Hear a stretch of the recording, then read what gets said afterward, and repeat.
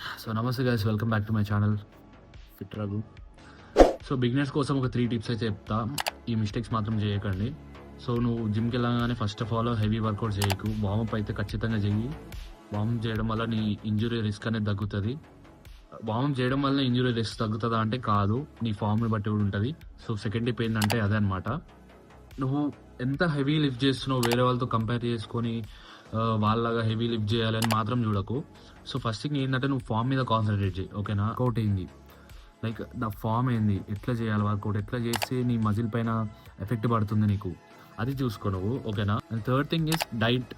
Okay, డైట్ని నువ్వు diet అంటే పెద్ద కాంప్లికేట్ చేసేసి మెజర్ చేసేసి లైక్ ఇన్ని ఎగ్స్ తినాలి, ఇంత చికెన్ తినాలని కాకుండా, సో డైట్ ఒక సింపుల్ డైట్ మెయింటైన్ చేయి, పర్ఫెక్ట్ డైట్ మెయింటైన్ చేయి, కన్సిస్టెన్సీ మెయింటైన్ చేయి. రిజల్ట్స్ ఎందుకు రావో నేను కూడా చూస్తాను.